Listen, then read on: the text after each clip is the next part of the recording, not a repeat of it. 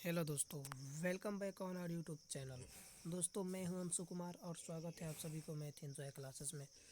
आज मैं हिंदी व्याकरण के पर्यायवाची शब्द लेकर के आया हूं जो कि आपके लिए काफ़ी महत्वपूर्ण है। तो प्लीज़ आप लोग इस वीडियो के अंत तक बने रहिएगा क्योंकि ये आपके बोर्ड एग्ज़ाम या फिर किसी अन्य एग्ज़ाम के लिए काफ़ी महत्वपूर्ण है। तो चलिए समय को बिना बर्बाद किए हुए चलते हैं इसको देखने और देखते हैं कि किस तरह की ये सभी पर्यायवाची शब्द हैं। इससे पहले कि आपसे एक छोटा सा रिक्वेस्ट है कि अगर आप चैनल पर नए हो तो please channel math enjoy classes को सब्सक्राइब ज़रूर करें। तो चलिए अब चलते हैं अपने क्वेश्चनों की तरफ और देखते हैं क्वेश्चन क्या है। आप सभी को स्क्रीन पर दिख रहा होगा क्वेश्चन।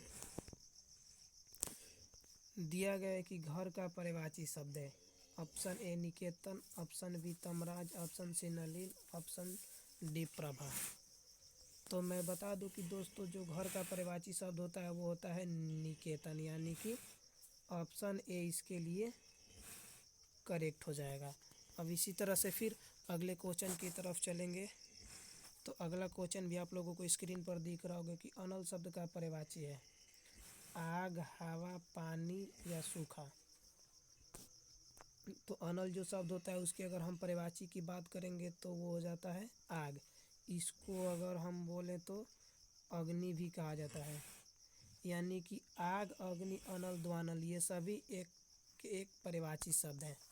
ठीक, फिर अब आगे चलेंगे। तो आगे क्वेश्चन दिया गया है कि आयुष्मान शब्द का पर्यायवाची है। तो आयुष्मान का जो पर्यायवाची होता है वो होता है चिरंजीव, यानी कि ऑप्शन सी करेक्ट हो जाएगा। फिर अब आगे चलेंगे। तो आगे क्वेश्चन दिख रहा होगा कि झंझट शब्द का पर्यायवाची होगा दुख, परेशानी, बवाल या आसानी। तो मैं बता दूं कि जो झंझट होता है उसका पर्यायवाची होता है बवाल। ऑप्शन सी करेक्ट हो जाएगा।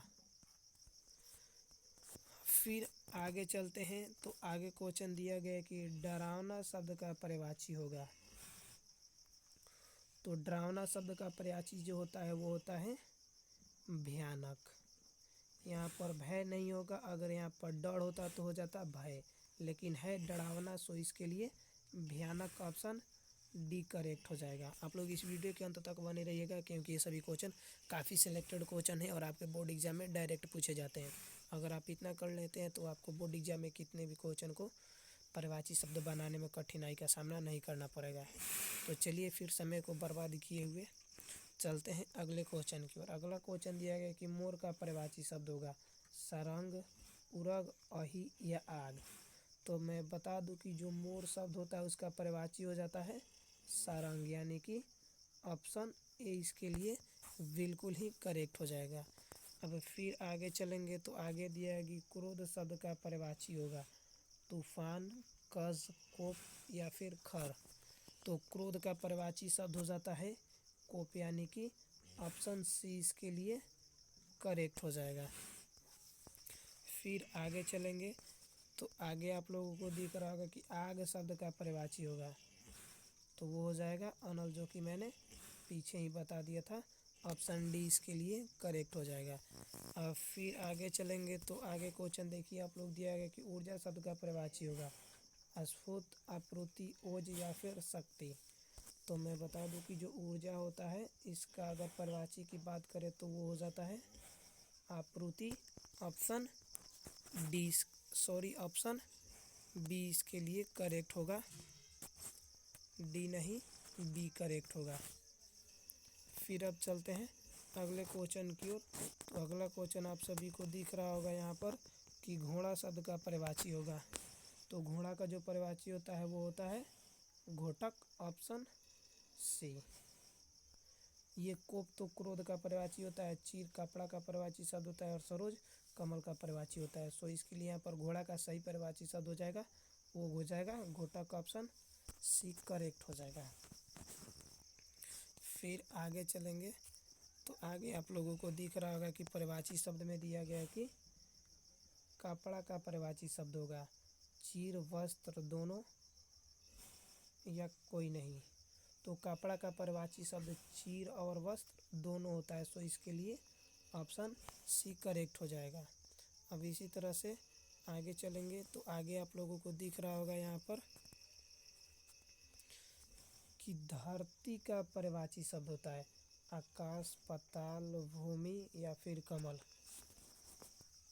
तो मैं बता दूँ, देखिए धरती का पर्यायवाची शब्द हो जाता है भूमि, भू भी हो जाता है इसका पर्यायवाची शब्द, धारा भी हो जाता है इसी का पर्यायवाची शब्द, भूमि भी हो जाता है धरती का ही पर्यायवाची शब्द। इस तरह से ये हो गए। धरती का पर्यायवाची शब्द हो जाता है भू, भूमि, धारा, वसुंधरा भी हो जाता है।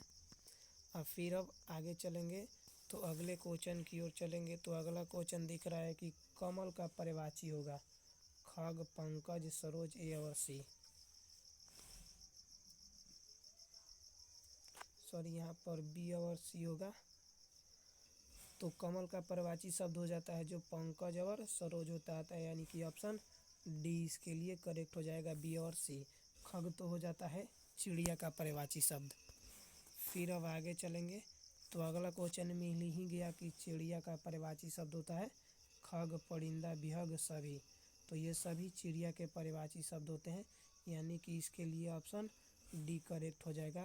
चिड़िया का पर्यायवाची शब्द खग, परिंदा भी हो जाता है, बिहग भी हो जाता है और एक हो जाता है वो होता है पखेरु, भी चिड़िया का ही पर्यायवाची शब्द होता है। फिर अब आगे चलेंगे तो अगला क्वेश्चन दिया गया कि शहर का पर्यायवाची शब्द होगा गांव, नगर, मेला, देश।